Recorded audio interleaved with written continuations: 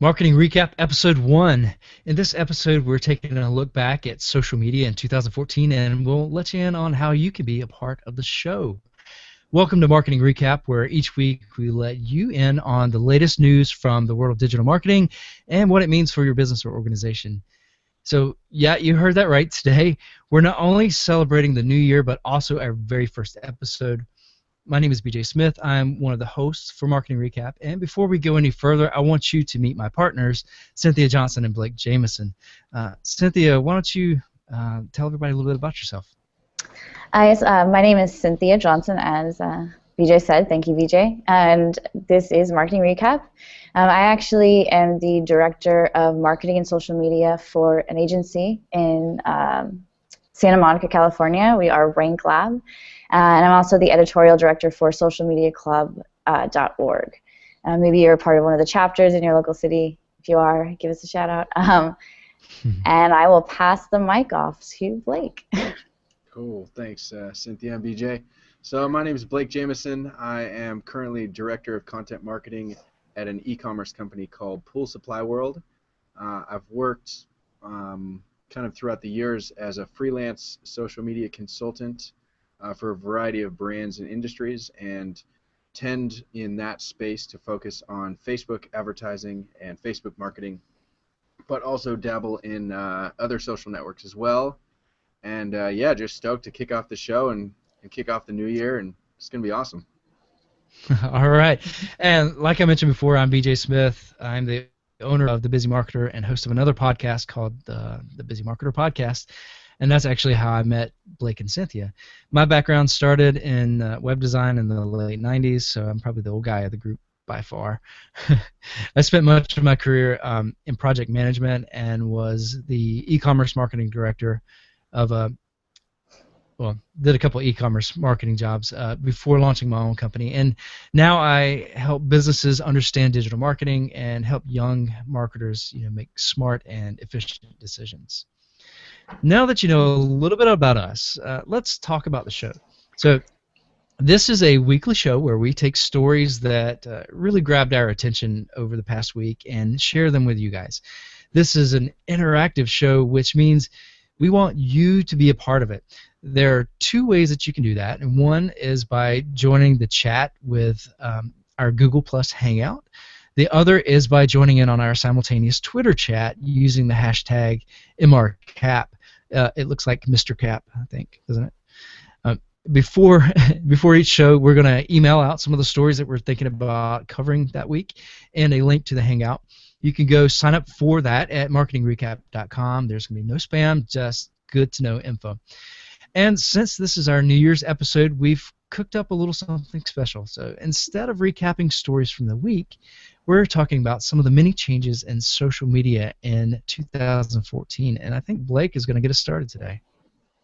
Yeah, absolutely. So, like I mentioned before, I tend to specialize in Facebook marketing and Facebook advertising. So the big changes that I was looking out for in 2014 and have kind of to go over today is mostly pertaining to Facebook ads. And it's pretty exciting because I remember I started Facebook advertising probably 4 years ago now, and it's come so far, but it's just kind of like any kind of technology seems to be growing exponentially. So this year there were tons of different changes, and depending on your skill level and understanding of Facebook marketing, some of it might not make sense to you. One of the cool things that they added was Facebook allows you to put a tracking pixel on your website and track people that come to your website and create an audience to market to. They call that a website custom audience. And then what you can do now is you can create what's called a lookalike audience. This came out early 2014, and what that means is Facebook will look at traits and characteristics of everybody that came to your site, and then they will create a lookalike audience that is a much larger audience of other Facebook users that share a lot of commonalities with people that visit your site, which can be a great way to prospect new business, whether you sell a product or a service or an app or anything. They've also added a ton of tools for local advertising. It's still got a little bit of ways to go. You can't get you can target very easily geographically, combining that with interests, you still just should use the traditional advertising instead of the local tool. Something that a lot of people kind of got upset about was decreasing organic reach of promotional posts. Personally, I don't really think that's a problem. I just kind of accept that Facebook is a pay-to-play environment. So if I'm creating a post that says, hey, here's my Black Friday special or whatever it is, and I'm selling something, I'm already going to be promoting it anyway. So the fact that Facebook kind of decreased that organic reach didn't really affect me. I know a lot of marketers put up a big stink because they don't want to spend money. Another thing, just more for the consultants out there like myself, which was really valuable. I worked with tons of different types of companies, and I always have them add me as a user on their Facebook advertising account, and it used to be that you couldn't remove yourself. So sometimes I'd work with clients for 3 or 6 months or a year, and then it would just kind of fizzle out, or they'd take it over themselves, or whatever they want. So I had all these ad accounts that I was an admin on that just sat there and I didn't do anything with. So finally they let you remove yourself, which is awesome. And then another cool thing, especially for freelancers like myself, is they changed the pricing structure from daily billing, which was really annoying. If you had a $30 a day budget and you had a credit card on there, you would literally get a $30 charge every day. They changed that over to billing thresholds, and that kind of depends on your ad spend and your history with Facebook. But it's not uncommon to have a $500 or $1,000 billing threshold where you don't actually have to pay the bill until it gets that big, which makes accounting a little bit easier. So those were kind of the biggest things that affected me. The lookalike audiences, I think, was one of the most exciting things for me.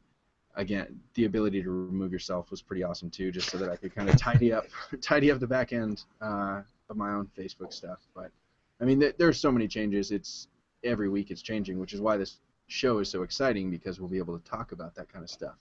But as far as kind of highlights or top level stuff for 2014, that's what I'm most excited about. Yeah, and we were talking about some of this a little bit before we even got started today, how this year and the summer, really, for a lot of it, is there's been so many changes, and not just Facebook, but on Twitter, Snapchat, so many of the other platforms, new platforms emerging during this past year with places like Sue and Ello. One of the things you were talking about just now was the reach problem, the reach apocalypse that everybody's been screaming about over the past year. We started seeing the effects of it. It's been about a year ago now, and really kind of ramped up. And I think one of the things that a lot of folks don't realize, and you made a really good point about how, if it's something that's really big that you want to promote, that you're going to be paying for the ad anyway. But I think what a lot of folks don't realize is that there's so many people who follow so many different companies and have friends with so many different people that their streams, their news feed gets crazy cluttered anyway. Mm-hmm. And even before they killed everybody's reach, it was still hard to. I mean, it's very easy to get lost in the clutter of what was already there. And with ads, you at least have a better shot of getting the eyeballs of those users. Yeah, absolutely. I mean, you can control literally with the budget how many impressions you get.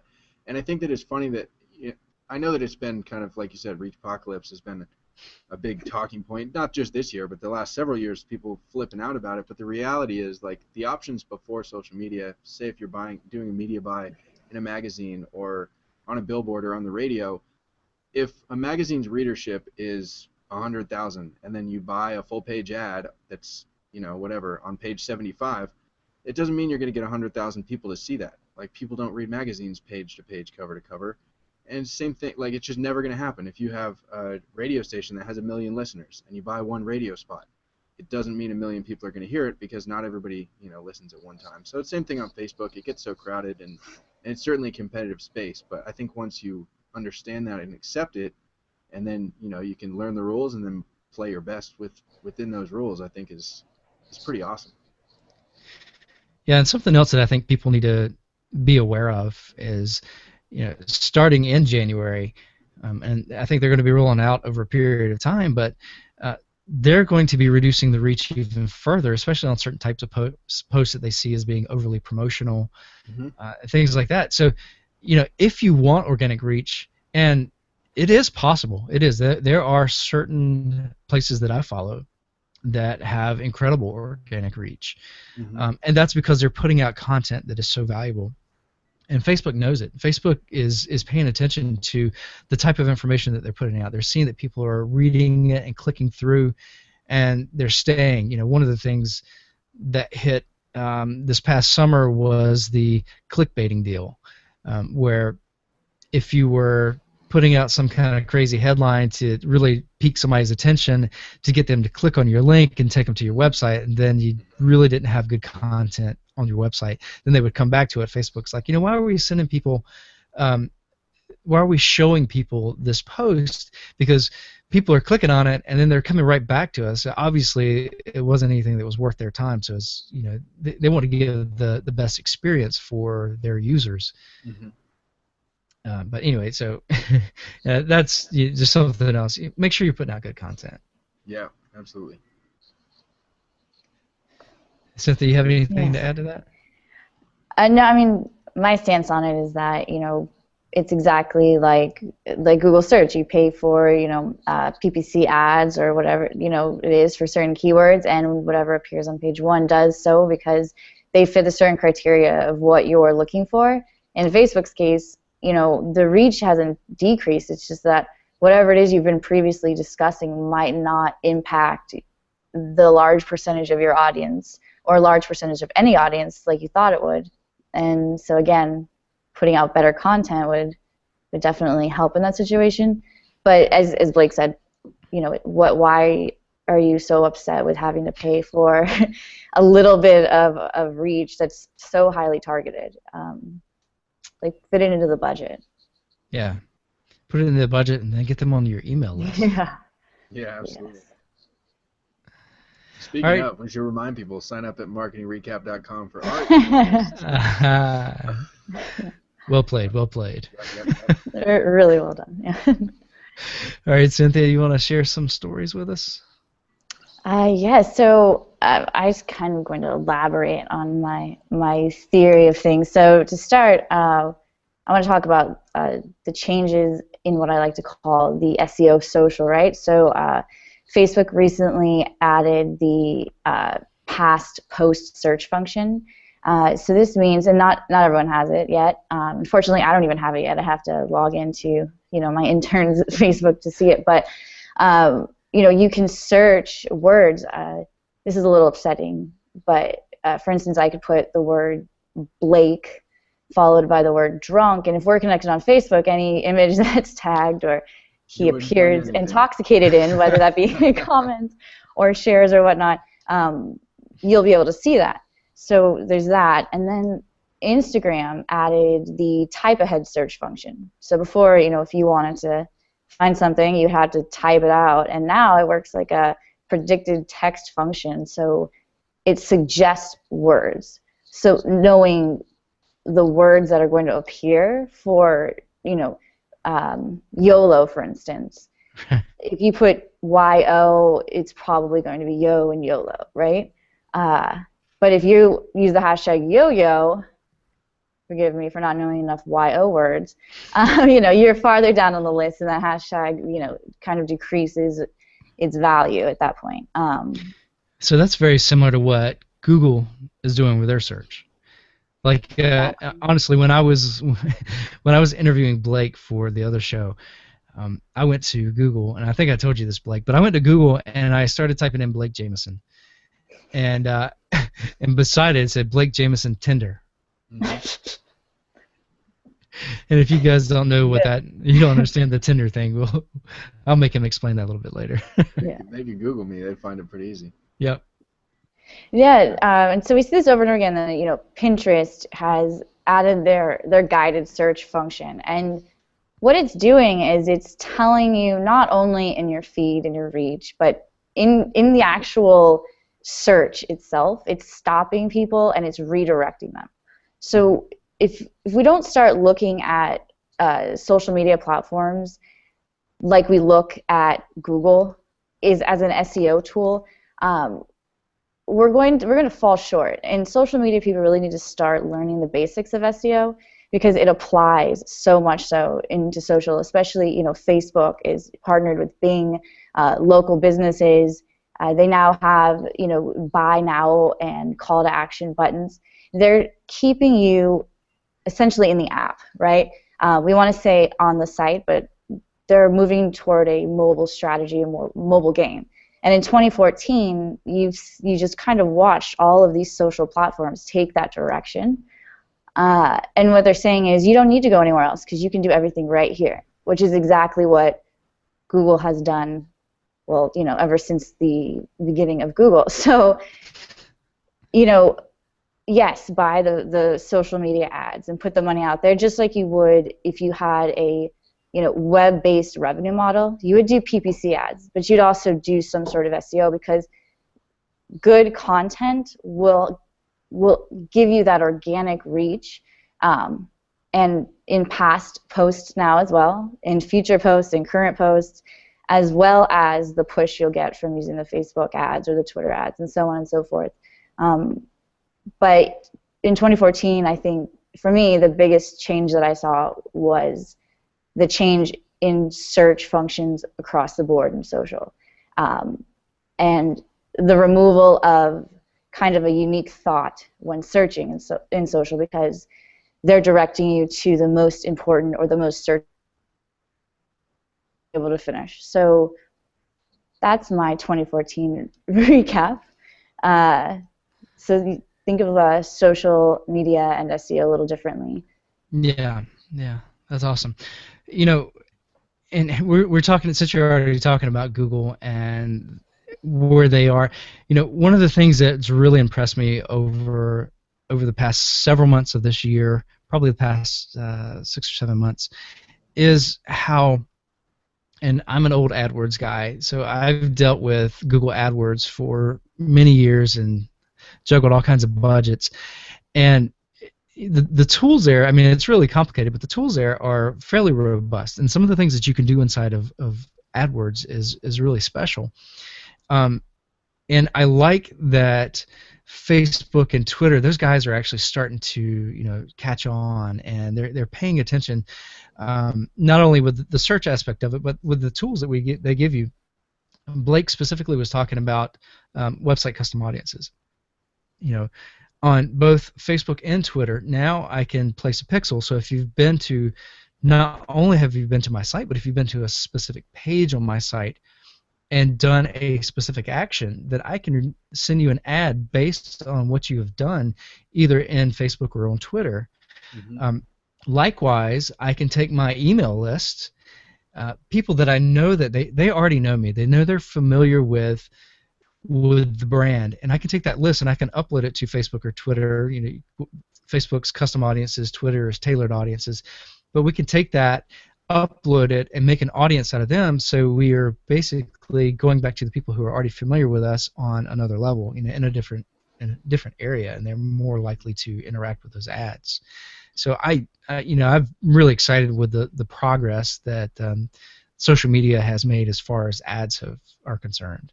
Yeah, and just to add to that really quick, BJ, because I think it's awesome if you can, especially if you work with a client that's smart enough to understand what you're trying to accomplish. But segmenting your audiences so that if somebody visits a particular page on your site, then they fall into a certain audience, and if they get it to another page, they're in another audience. You can do really cool stuff with exclusions just as much. So, like I said, if we're using a lookalike audience for people that might be our customers, we want to send our ad to all of those people, but then we want to exclude people maybe that have been behind the paywall of our membership site or to an order confirmation page, because we don't want to waste money and impressions on somebody that already has paid us what we want. Exactly. So it's just as awesome with the exclusions for those custom audiences, which is awesome. Yeah, and Twitter's introduced that as well. Mm-hmm. So yeah, that's very cool stuff. All right. Let's see what else we have today. I want to go back a little bit and talk about the Buy Now button, Cynthia. I think you mentioned that a couple times. I've seen a little bit of that. I haven't. It's not out of beta yet, is it, for Facebook? It's again it's a slow rollout. So I've Okay. actually seen it and implemented it on a couple of pages, but there are a few that I work with that haven't been exposed to it or allowed to use it yet. It's very interesting because it's that whole don't leave us thing, and if you do, you're going to pay for it, or the person, wherever you're going is going to pay for it. And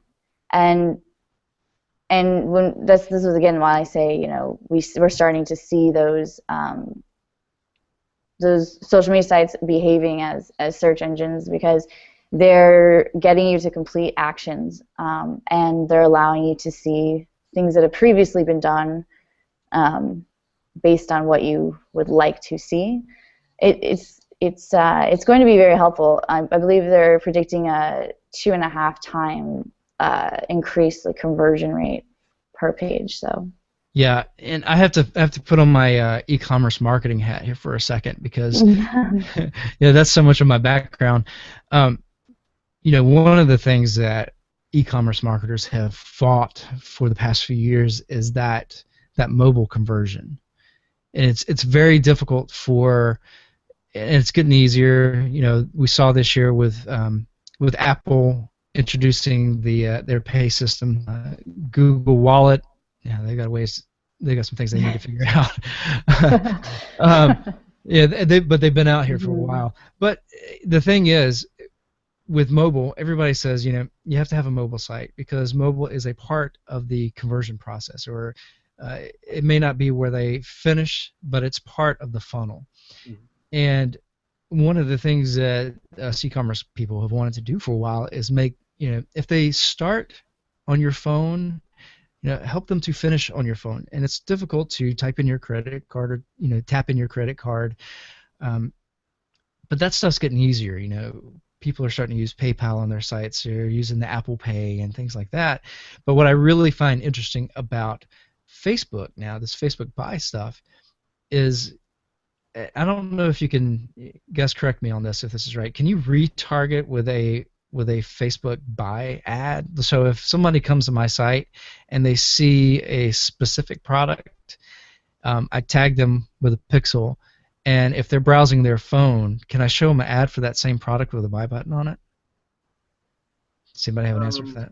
I mean, it's so new. I haven't played with it. We do retargeting for particular products, but I don't have the immediate buy feature. Yeah.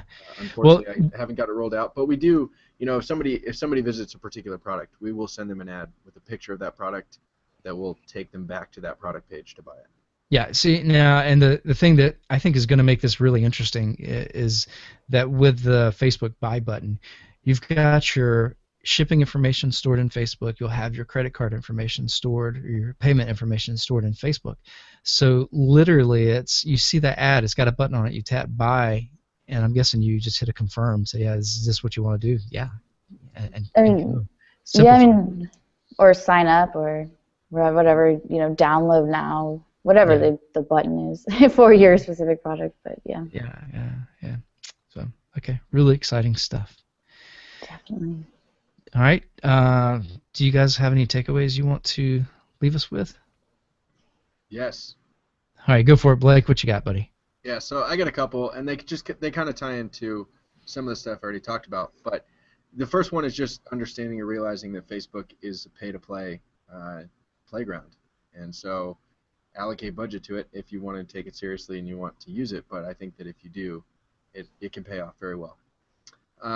Next thing is, kind of piggybacking right off that, is that understanding that you don't need a massive budget to get good results, especially for small business owners that don't have 5 or 6 figure monthly advertising budgets. It's fine. I've worked with people that spend $5 a day, and you can get results, whether it's likes or website clicks or whatever. Obviously, if you spend more, you can get more, and you're going to get data faster. But I think that a lot of people don't do it because they think that they need to spend hundreds or thousands of dollars, and I think that you can start a lot cheaper than that.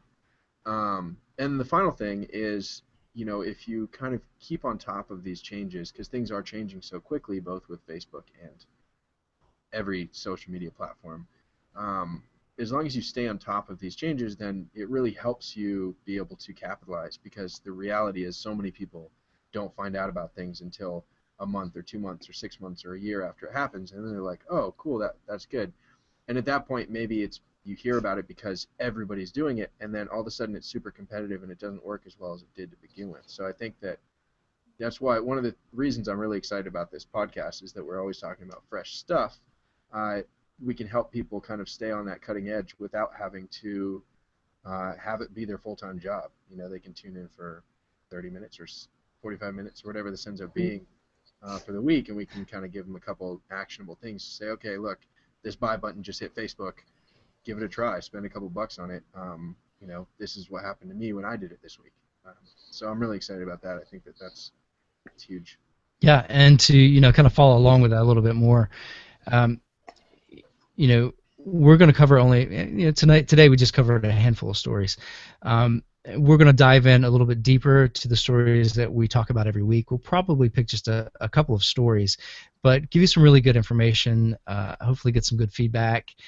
Because we're going to be doing this live, we'll be answering questions at the same time and seeing what kind of questions you guys may have about the stories that are out there. But on top of that, in the show notes, we're actually every week, and I'll show you guys this. I don't know how well it's going to show up on the webcam.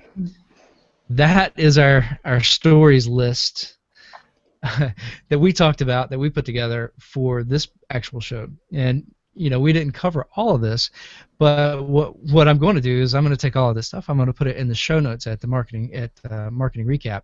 Mm-hmm. I almost said the busy marketer. So you'll be able to go to marketingrecap.com/1. You'll get to see the video that we did with this. You'll get access to the audio, and even more, you'll get access to all these other articles that we either mentioned or that we left out. And it's going to be curated right there for you guys. So everything right there for you to check out. And we'll be doing this every week. It's not going to be that big of a list every week, but it's something we want to make sure that we've got a good resource for you guys, kind of a one-stop shop to get the information you need to know about digital marketing for the week. Yeah. Cynthia. Yes, I do. I have a takeaway. Actually, someone today, the CEO of our company over here at Rank Lab, he said in a consultation, someone said, was talking about SEO and like, what is it? And he said, actually, what SEO is that SEO is the process of removing obstacles to give you or bring you the traffic you deserve. And by deserve, that means building great content, playing by certain rules, and not trying to spam or scam the system. And that is the traffic you deserve. It is not something, whether it be on a social platform or on Google, that is built by scams. And as we've seen with updates and changes, we're not going to get away with that anymore. So if you don't have that budget that Blake wants you to have, at least start producing good, well-rounded content. Excellent. And one thing that I want to kind of leave everybody with is I'm seeing a lot of buzz here lately about the disconnect between television and digital. And I think it goes beyond that. And the disconnect I'm talking about is with campaigns. So say you have a particular product that you want to push. You're pushing out traditional media, television, radio, magazine, whatever it is. You need to make sure that what you're doing on the digital side is reflecting of some of that, and then it's part of a cohesive strategy. One of the things that we've really seen in the past year, 2 years, is how deep social media is becoming, and it's getting more and more difficult for there to be a jack of all trades. So we're looking for people who, instead of having the social media guy, we're having teams of people. So we've got a team of people working on social media. We've got a team of people working on our websites. We've got a team of people working on our email campaigns. And what I want to make sure everybody's doing, not just in traditional stuff, but with traditional and across all your digital platforms, is that you're making sure that everybody's communicating, you have a leader that can actually drive, whether that's somebody who's on your team in-house or if that's somebody you're outsourcing to. Just make sure everybody's on the same page, and you guys will have a great 2015. Yes? Okay. I think that's solid. Yeah. All right. Well, that's it. That's going to wrap up episode 1 of Marketing Recap. So, Blake, why don't you let the folks know how they can get in touch with you? Blake Jameson, Jamieson, on any network. So Facebook.com/Blake Jameson, or Twitter, Instagram, Google+, BlakeJameson.com. Pretty easy. Yeah. Excellent. How about you, Cynthia? So it's not quite as simple. On Google Plus, it's plus CynthiaJohnson. And on Twitter, it's at Cynthia Live, CynthiaLive. And I host a weekly Twitter chat if you ever want to come by. I'll be mentioning stuff that we talk in the podcast. It's hashtag the SM Girl, Tuesdays at 1 o'clock Pacific time. Awesome. And you actually talked about one of my favorite new apps that we didn't really talk about today, but the new Facebook Groups app. Oh, yeah. So yeah, there's all kinds of good information on Cynthia's chat. I love to drop in there every time I get a chance. As for me, you can find me on Twitter at bjsmithstrategy, or come check me out at thebusymarketer.com. You can also see my other podcasts there as well, and in iTunes. Remember to join us next Thursday for the live show at 10 p.m. Eastern, 7 p.m. Pacific. You can find out more information and get links to the reminders and everything else at marketingrecap.com. If you can't make it to the live show, we'll be on iTunes, Stitcher, YouTube, and a few other places as I get them listed in these directories. So come check us out, and no matter what platform you're on, please leave us a review. Until next time, we'll see you next week. Yeah. Happy New Year. Happy New Year. Right on. Yay.